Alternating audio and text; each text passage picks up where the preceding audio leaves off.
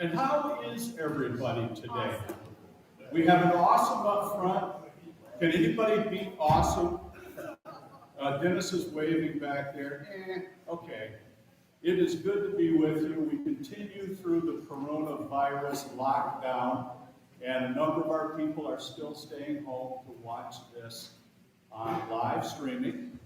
Hi guys that are at home. And many of them pick up the one I record earlier on with Kevin during the week. And so either way, we're getting into their home, and we appreciate the sensitivities people have. We're opening up Kids Zone today. And you know, there are different opinions on whether or not the kids and adults leading it should wear masks and so forth. Here's my basic response.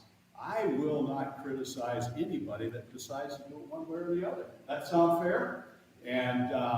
And I try to stay out of the politics of it. Hard to stay out of the politics of it. But what we're here to do, I want a place where you can worship Jesus Christ and not hear politics. And today you're going to hear the 5 fundamentals of the faith. There was a huge battle 100 or so years ago where the mainstream denominations got blown apart over a doctrinal issue. I love it when people fight over doctrine rather than how long the skirts are, or how long the hair is, or how fast the music is. So we'll talk about that a little bit later. Let me go ahead, and we've got a number of things we're going to do to start it out. First of all, Happy Father's Day, or Happy Father's Week, I should say. It's all week, I think, is what it is. And we know that this is also a time of sadness for a number of you here who have lost fathers during this past year, and our condolences are with you, but we just want to have a video in a little bit to remember our fathers. But because we miss Mother's Day, we're going to celebrate mothers, and you'll see a video of them a little bit later in the service. Is that fair? You can't stop us. It's already in the works. So, you know, as I did counseling this week, I counseled one Christian leader last week who is in so much despair over what's going on in the country and so forth. And I said, you know, there's not a lot I can tell you other than the fact that God's still in control. And God can restore this country if he so pleases. And if he chooses not to, which there's no reason why he should have to, we will understand why America isn't in prophecy, okay? Because of some of the turns like this. So, I'm going to be here, I'm your pastor, I'm going to give pastoral words today. And now, we've made progress this last week. For those of you that drove into our upper parking lot, you'll notice that we have some chains across it, which we opened. And the reason we did that, increasingly the neighborhood or the people were driving their cars, groups were driving in at night, parking in our parking lot. Now, we don't mind them coming to church, but we don't want them partying at midnight and waking up the rest of the neighborhood. And so that is to solve that issue and also to keep everybody from parking there rather than us having to tow them away and having them to pay $600 to get their cars out. And so that happened. Also, sad to say, Oink and Boo is no more. But there is good news. I met with the owners of the new restaurant. I believe it's going to be called the Smoking Bird, and it is a barbecue joint. And the guy has great experience, and they are making a lot of improvements there. We are negotiating with them on what they ought to pay to use our parking lot. And so we're in the process of that. So that's been happening. And then if you've gone next door to the fellowship hall, I don't know if you know it, but that whole thing has been repainted, ceiling, the vents coming out from the air, the whole kitchen has been it was a deep cleaning and a deep paint job, and it is a whole new place. Even the covers of the lights have been redone.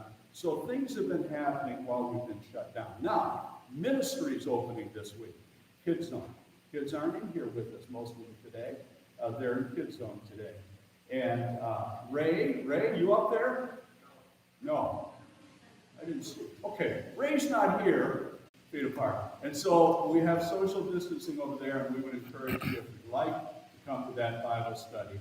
And then Dave Whitwer, let me get it straight. Brad Ellis, Dave Whitwer says that the Bible study that used to meet at Betty Hall's is meeting at your place. Did he ask you that, or did he just tell you that? Last week, okay. So if you would like to be a part of that Bible group, there's Brad back there. Dave, raise your hand. Dave is, and Denise, they're part of it, and others. And so that is now meeting. And my guys on Tuesday night are already meeting. As far as offerings, we're still not going to pass the plate. Everybody has been able to find the offering box back there, PayPal, or send a check in. So we're good with that. Now, it's Father's Day. So the Father Walker, now, am I supposed to hold that for you while you're doing this? No, don't worry about it. Don't worry about it. All right, Eddie, I think, does anybody here have more than 8 children? Just No? I thought I saw Daisy raise her hand. She's gonna have 9 just to beat you. Eddie leads our youth and so, Eddie, you've got some stuff that you wanna take care of, don't you? So, you know, it's been a weird year, right? So we're gonna cram yet another thing into today. So we're honoring fathers. We're gonna also honor our grads. Okay. So we've had two students that we want to honor today that are graduating, moving on to another level. One, well, they're both my children, but you know, I feel especially for Will because a lot of his things this year got canceled. You know, he had to do his graduation virtually online, in the house and stuff like that. So, you know, a lot of these things didn't take place in normal fashion. But we'd like to go ahead and honor them now and just, you know, present them a little gift too. So, Will, I'll make you come up here.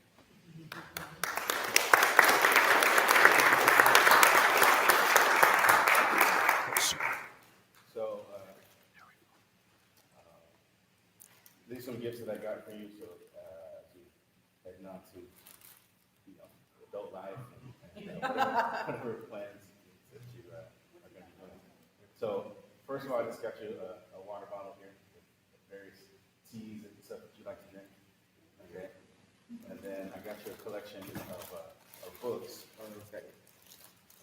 I got you a collection of books here from my favorite Christian apologist, James White. I don't know if you guys are familiar with him. Some really good books here. You know, the sufficiency of Scripture, the Trinity, and election.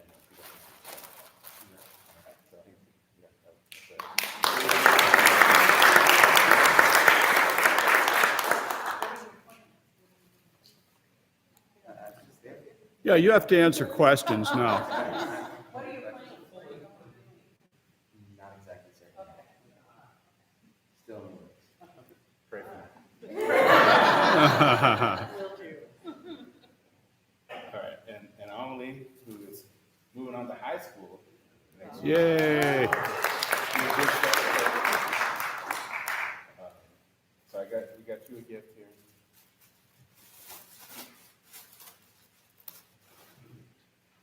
One of the things I like to do for the students that are moving up to high school is get them some tools to help their Bible study.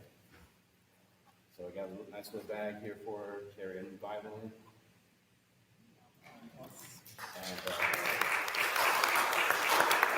an assortment of highlighters and pens so you make your notes and stuff as you study and just advance in your knowledge and understanding of God.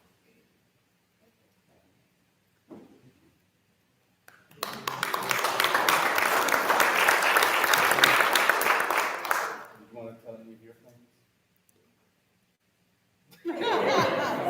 Finish high school.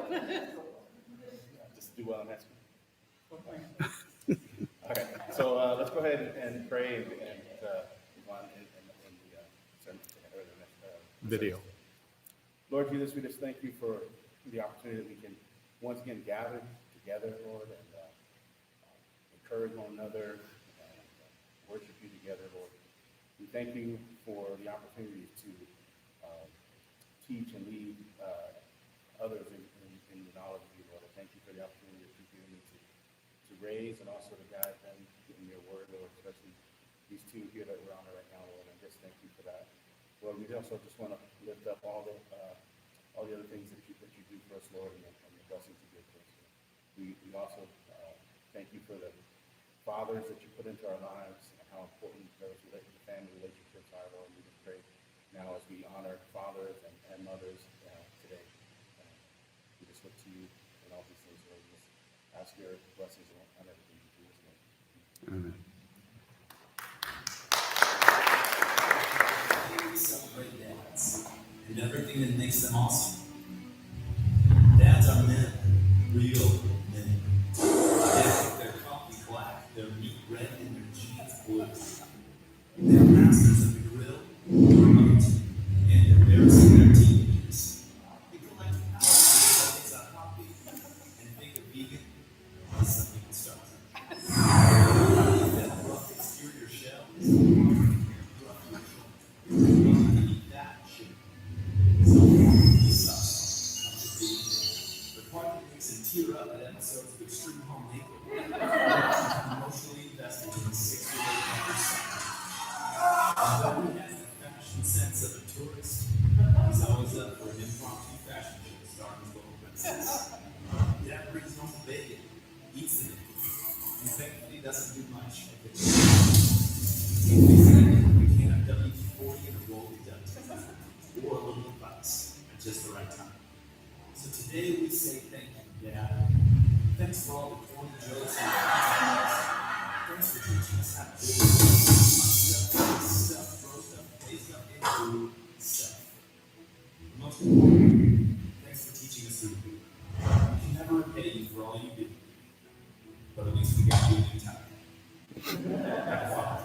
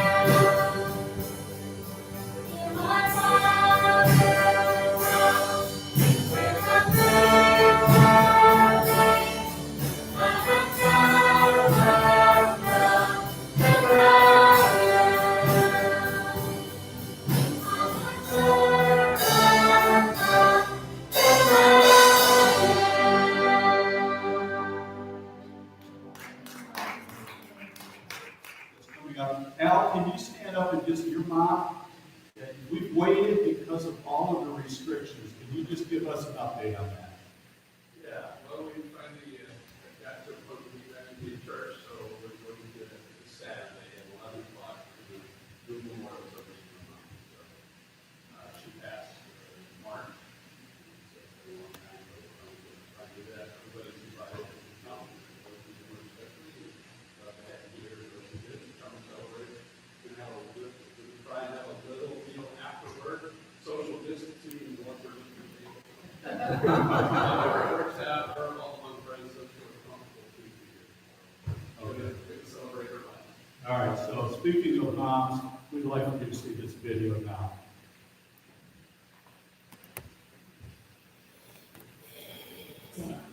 And it's far bigger than you think, because there are many different kinds of mothers, and all have been harmed. For the mother who has chosen to stay at home while her children are late, may your patience be great and your influence be great. For the single mom who never planned on doing this alone, may you be consistently strengthened by your Heavenly Father, and may you hear His voice singing over you. For the mother who strives to balance work outside the home with love inside the home, may you be given energy, validation, and hope as you make the leap from one world to another every day. For moms who have poor mothers themselves, but who now refuse to let that pattern repeat itself, may the godly legacy we started be carried on for generations to come. For mothers with grown adult children, may today be filled with laughter and joy, and may you experience deep satisfaction and fulfillment. For women who have no biological children of their own, but who mother younger women as mentors, may you understand your role as a calling from God and as a transformation of their hearts. Today is a unique day, So for all the mothers who mentioned, and even those who didn't, be blessed, be honored, be filled with joy. You are making the world a better place because you're filling it with the love that only a mom can give.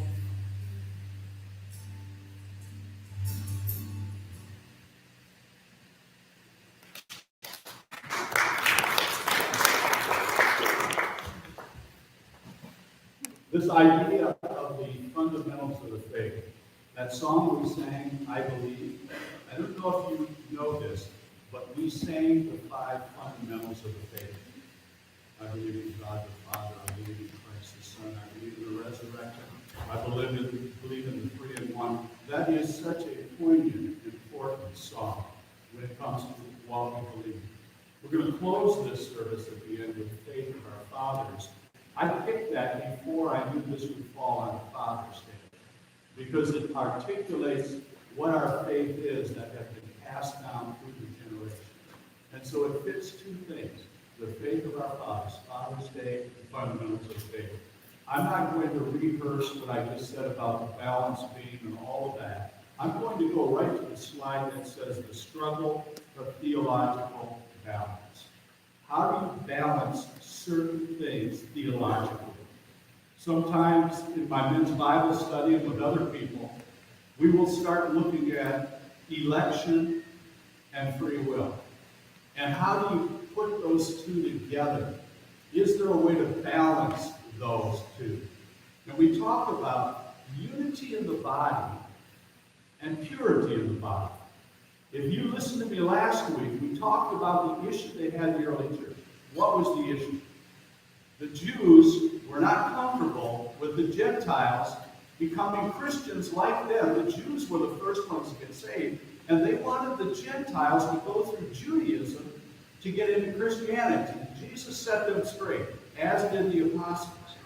But in John 13, it says this, a new commandment I give you, love one another. That seems to be an all-inclusive love. As I have loved you, so you must love one another. All men will know that you are my disciples if you love one another. Well, that's great unity. But what about the purity of the church body? There are some places that deal with purity of the unbelievers and purity with the believers. Let's start with the unbelievers. When we look at 2 Corinthians chapter 6, it's one of those chapters of the Bible that I cringe when I preach on. Because it talks about not being unequally yoked with unbelievers. For what do righteousness and wickedness have in common? The 2 Corinthians, I should say. Or what fellowship can light have with darkness? What harmony is there between Christ and the devil, Belial? What does a believer have in common with an unbeliever? Therefore, come out from them and be separate, says the Lord. Touch no unclean thing, and I will receive you. So you look at that, and you hear Jesus saying, don't have this interaction with the unbelievers. But he also talks, and he is going to modify that and explain that, and I'm going to explain it. Because we shouldn't be so inclusive that we don't reach out to the unbelievers, but there's a principle there about not being unequally yoked with the unbelievers. What about purity with the believers? Now we get to 1 Corinthians chapter 5. And in that chapter, Paul is addressing a horrible situation in the church in Corinth. Here's what it starts out saying. It's actually reported that there is sexual immorality among them. Okay? It's got their attention. But then he explains what kind. He says of a kind that does not even occur among the pagans. All right, this is bad. He said a man has his father's wife, his stepmother, if you will. And you're proud of that? Shouldn't you rather be filled with grief and have put out of your fellowship the man who did this? He proclaims to be a believer. He's in their church. And the people are saying, well, we understand different people have different theories about purity in the body. And he concludes with these statements, verse 9. I have written you in my letter not to associate with sexually immoral people.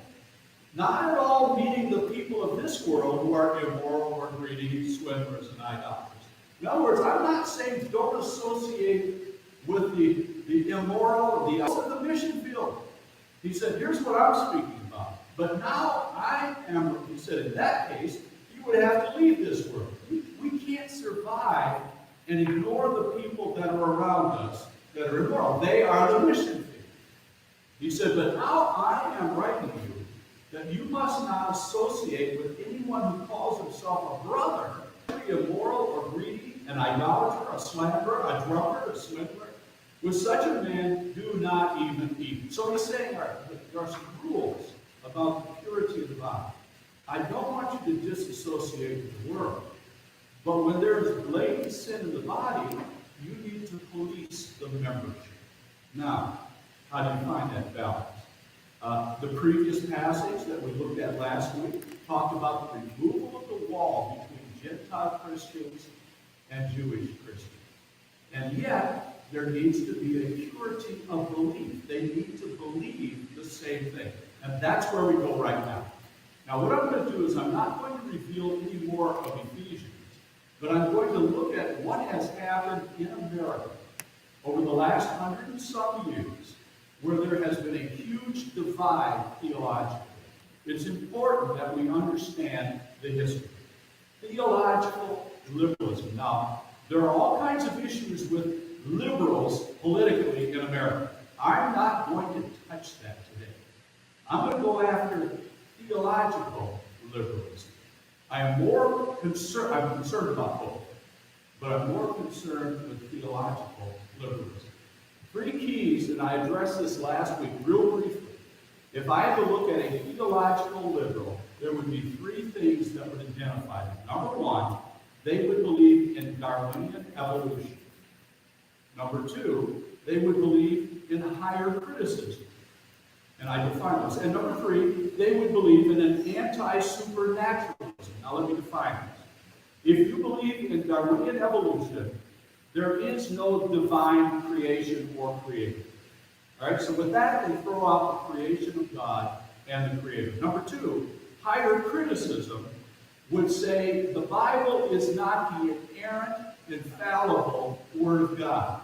So you throw out not just the divine creator, you throw out the divine revelation. You throw out the Bible. They'll say, well, it's inspiring, but it's not inspired. It's pretty good, but it's not inerrant. And they go into that. Now, the third one, anti-supernaturalism, you've already thrown out the divine creator. You've thrown out the divine revelation. Now you throw out the divine miracles. So you throw out the miraculous, you throw out the creator, you throw out the Bible. Now, let me tell you something. If we did that, we become a social club. You might as well just join a country club. I mean, honestly, you cannot, and this is the battle. It started in Germany, but European liberalism that started coming over, it got into all of the major mainstream denominations. Whether it was Baptist, Methodist, Presbyterian, or Lutheran, they all got infected. It was like the COVID virus, but this one came from Europe. The reaction. If our church were in business at that time, or if something like that were to happen today, to the denomination to which we belong, and to which we were required to support their missionaries, and they started sending missionaries that did not believe in the Creator God, the revelation through the Bible, or the miraculous, and they also did not believe in the deity of Jesus Christ, how would we respond? We're out of there. I mean, war in the churches. And so as the 1900s began, there was a war going on in the churches. They came up with conservative scholars that believed in all of the right stuff, sat down from the Presbyterians, the Lutherans, the Methodists, and the Baptists. They finally got together on something. And they said, let's put all of the secondary doctrines off the table. What are the fundamentals of the faith? And in 1909, they published the fundamentals of the faith. They sent them to 300,000 church leaders and the nation and the churches. were rocked to the core. And you would see shortly afterwards, everybody sought to reform their churches, to bring them back, their denomination. But eventually people started peeling off because there was no rest in them. So, the question, what are the fundamentals of the faith? You need to know that there are more things that are very precious to us. But let's look at their 5 fundamentals of the faith. Okay? The first one, we sang, I believe. Well, they would state it, we believe.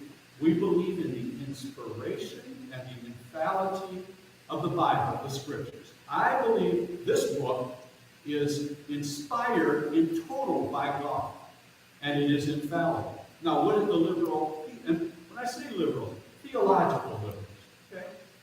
The liberals, what do they believe regarding the Bible? They believe that the Bible contains the Word of God, but it is not the Word of God. Contains rather than is. In other words, they would say there are portions that are the Word of God. They would also say that there are portions that are very inspiring, but it is not inspired in total as the Word of God. They would say that the Bible contains contradictions or errors relating to things that may not be theological or may be theological. Wow. What did the fundamentalists believe? I quoted what they said. In the original autographs, now the original, that looks to be like when the Apostle Paul wrote the 1 Thessalonians. That is the original letter, they call it an autograph. In the original autograph, all Scripture is without error and is equally inspired, and that the inspiration extends to the very words themselves. You say every word in the original document. So you would say, does that mean every word here? Well, you have a translation. It wasn't written in English. It was written in Greek, Hebrew, a little Aramaic. But every word was inspired by God in the original writing. B.B. Warfield, he said, we believe in here's another term, the verbal plenary. Now, verbal means words, doesn't plenary means all. He believes in the verbal plenary inspiration of Scripture. Let me read what he wrote. I'm quoting. In the original autographs, all of Scripture is equally inspired, and that inspiration extends to the very words themselves. The logical consequence of a God-breathed Bible was a document free from error in all of its statements and affirmations. This meant the Bible was without error not only in theology, but also in matters of science, history, geography, and the cosmos. You need to know that I believe that. And every time somebody tries to say, well, here's an error in science, and I love to see the apologists just tear that argument apart and say, well, if you have really studied it, and most of the time they say, well, there's contradiction. Well, let's open your Bible and let's really look at that. Where one time it talks about 400 years they would be in exile, and they would be in servitude in Egypt. Another place it says they were in Egypt 430 years. Well, you say, well, that's close, but those are 2 different numbers. Well, the authors knew what the other one had written. And if you take a person to task and say, in the Exodus, while they were in Egypt, they were there 430 years, but they came in as a chosen people. But after 30 years, they were in servitude. And so you start looking at that. I believe this book, in the original languages, the original letters, is in error. Number 2, they said, the fundamentalists, we believe in the deity of Jesus Christ. You say, I mean, some people didn't send, they didn't believe that? One of the problems, this church was founded by the Conservative Baptists of America. Okay? And that's a group that broke off, I believe it was in 1947.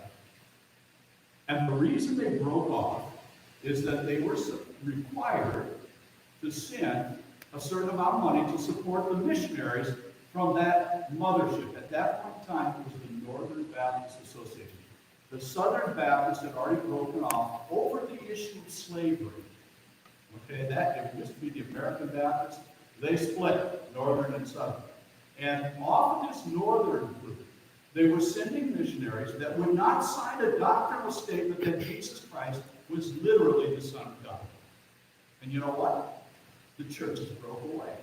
That's part of your heritage. That's why we were formed.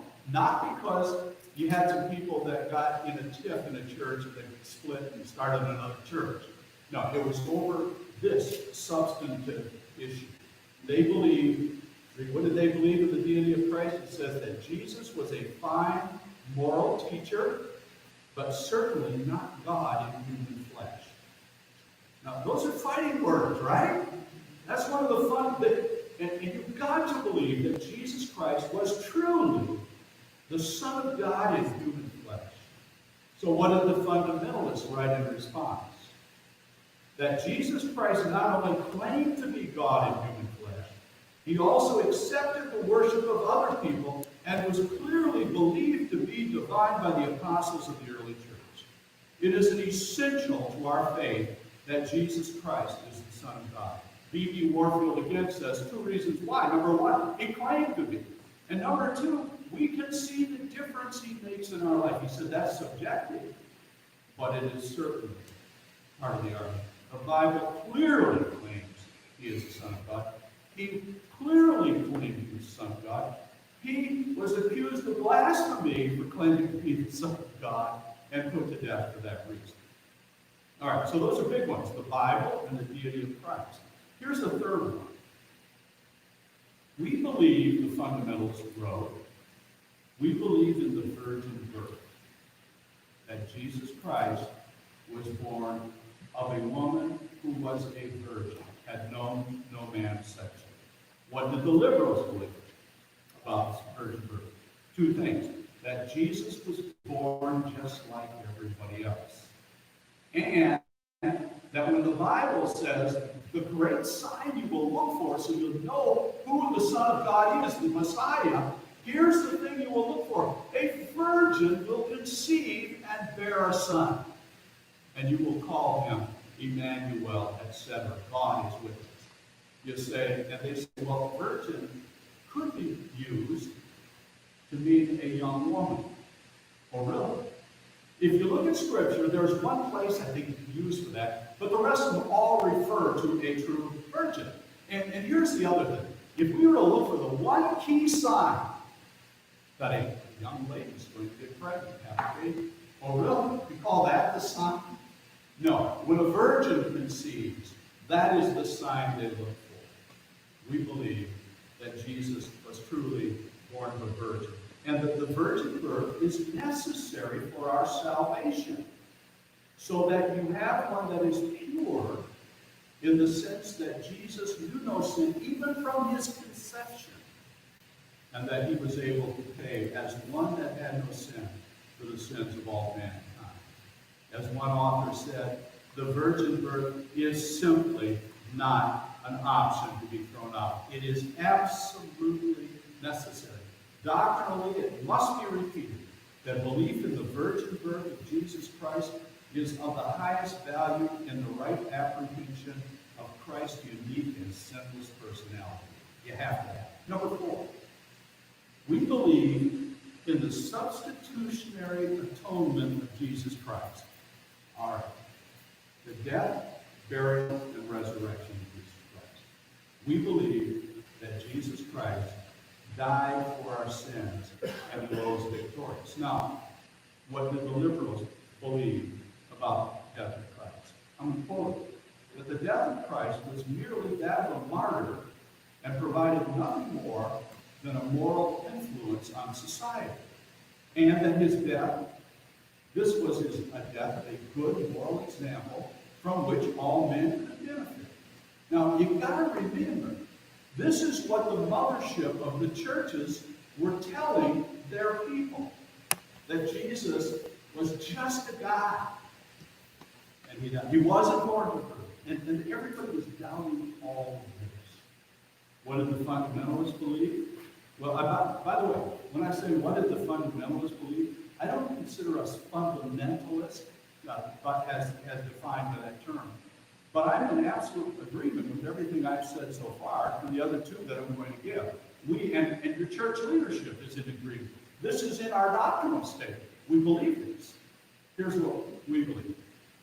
That the death of Jesus, the sinless Son of God, paid the penalty for the sins of all those accepting his offer of salvation. He died a substitutionary death. That this death was the good news, the gospel. The Son of God, sinless, died and paid the penalty for our sins. Well, what do the liberals say about the resurrection then? They would say it was a spiritual, not a literal resurrection. From their point of view, they have painted themselves into a corner. He could not have risen from the dead. They would say he rose in the hearts of people, or he never rose at all. And they would doubt the whole resurrection of Jesus. What do the fundamentalists believe? We believe that the scriptures clearly teach a bodily resurrection from the dead and provided evidence in the scriptures that Christ appeared in a literal body to his disciples. The resurrection was literal. Jesus appeared to multitudes of people. Nobody questioned that he was being seen. Nobody had an explanation other than to say, well, the disciples must have stolen the body and it's hidden away someplace. The disciples would not have died the death of a martyr if they had the bodies. The Romans had everybody there, so that would not happen. They expected them to try. And so we believe in the resurrection. To deny his resurrection is to deny the clear accounts of Scripture, the confirmations of many witnesses, and the theological necessity of a resurrection. Number 5, we believe in the second coming of Jesus Christ. Praise God for that. We believe there will be a rapture of the church. But technically the second coming is when he returns with us in power and great glory to establish his kingdom. Here's what the liberals believe and stated regarding the second coming. There would be no literal return. Somebody wrote this. They questioned the death of Christ, and they denied his resurrection, and thus were in no position to advocate the return of someone who they were not sure had died, lived, or risen again. They believed it was their job to save mankind and man's society. By eliminating the evils of society, that would be the paradise that they were going to establish. Now that was before World War I, it was before World War II, it was before 2020. And so if this is the wonderful paradise they have established, somebody missed the definition. What do the fundamentalists believe regarding the second coming? That Jesus not only experienced a literal bodily resurrection, but will, as promised, return to earth in a literal bodily return. That it will be the culmination of mankind's history. And the fundamentalists, they started talking about, well, will it be pre-millennial, post-millennial, millennial, pre-trib, mid-trib, post-trib, any of these other terms? They said it doesn't matter. Okay, it matters for each of the denominations and each of the churches, but we just need to make a statement that Christ will bodily return and establish his kingdom. And so they agreed on that. Wow. Now those are 5 important things. And if you are a member of our church and you struggle with pre, post, mid-trib, mill, all that stuff, I'll sit down and discuss things with you, but if you disagree on one of these, we have a serious problem. These are 4. Now, how did the battle go? I've got about 8 minutes, so let me tell you a little bit about the battle. It was launched in 1909 when this group of conservative Bible teachers and scholars published the Fundamentals. They sent it out to more than 250,000 American church leaders in 1909. There was something else that happened in 1909. The first study Bible was published by a guy named Schofield. Remember Schofield? Yeah, some of you still have your Schofield study Bibles. And in that, people started getting notes that helped them understand. He talked about the different dispensations on how God works. He started talking about eschatology and the fact that there will be a rapture. And all of that was laid out in his notes as people went through their Bible. And that's the key leaders. Man, there were leaders that were fighting for the souls of their denomination. Gretchen Machen, he was one of the key theology teachers at Princeton Seminary. You need to know that the Ivy League schools, Harvard, Yale, Princeton, all were started to teach men to be pastors. Did you know that? And Princeton especially was a great seminary, but it got so infected that these leaders said, we're out of here. They tried to reform them, and when unable, they packed up, and they started Westminster Seminary. And then there was Riley and Shields, and oh, by the way, one of the leaders was William Jennings Bryan. You remember that? William Jennings Bryan. You remember him? Ran for president 3 times. He was the attorney that was prosecuting the case in the Stokes monkey trial in 1925. He was arguing against Clarence Darrow. He was a believer fighting for the rights. Bob Jones Sr. was one of those guys. Robert Ketchum, John R. Rice. These were the leaders that sometimes we look at them as a bunch of fighters, but they had to fight for what they were dealing with. Now, the whole movement of fundamentalists started to get a little goofy after these leaders. And I'll talk a little bit about that. The denominations started splitting apart. Let me just deal with the Baptists. The Baptists, all of a sudden, a whole bunch of people from the Northern Baptists joined the IFCA, the Independent Fundamental Churches of America. And then there was the GARBC, the CBA, the BBF, all kinds of issues. But they broke away. The CBA, it was in 1947. That's where big sent out. A great reason. But in the 50s, a turn came. In the 50s, a turn came. And people started to with people that didn't agree with him. And yet he was saving multitudes of people. And people started turning on each other over different church issues. Your church versus my church. And then in the 60s, they started dealing with lifestyle and personal separation. When I was in college, I remember talking to leaders of one of these organizations. He was their national director. And he said, unfortunately, we are now battling over hair, hymnlines, and harmonies. In other words, the guys were getting in trouble because the hair was over their ears. The girls were getting in trouble because the skirts were over their knees. And the harmonies were in trouble because those drummers were going crazy. And it was so long being called hair, harmonies, and hymnlines. And so what happened is fundamentalists started getting pushed into a corner on some of these personal lifestyle things. And then in the 70s, it got even worse because there were degrees of separation. In other words, the Bible says don't fellowship together with somebody that's not a believer. But if I fellowship with somebody that's a believer who happens to fellowship with somebody else that has different doctrinal positions, that's called secondary, so I can't fellowship with this guy because he fellowships with this guy. And then it went to tertiary. Well, this guy's okay, and this guy's okay, but he fellowships with somebody over here who fellowships with somebody else. And it just became an absolute disaster. Led to a lot of name calling, and it led to that group isolating themselves from everybody else. 2 camps formed, the fundamentalists, the evangelicals. Many of the leaders stayed in those groups and tried to reform them. It didn't work. They finally gave up and got out. And that is much of mainstream, the older mainstream denominations in America. I don't like to call names. I like to so leave that up to God to take care of that. I know who we are. We're here to speak the truth in love, and I believe we can share the truth. So we're going to sing a song. Praise you, come on up here. Faith of our fathers. Faith. I'm thankful. It's Father's Day, and I'm glad for a father that believed in the faith that I believed in. And didn't necessarily tell me about it, but lived it in front of me and let me observe what he was doing. Let's have a word of prayer. Father, we thank you for this time together. Our service, Father, was a little out of sorts as we began. Forgive us for that. We pray that that didn't take away anything from the impact of worshiping you. This is about you. We believe these things that we've talked about.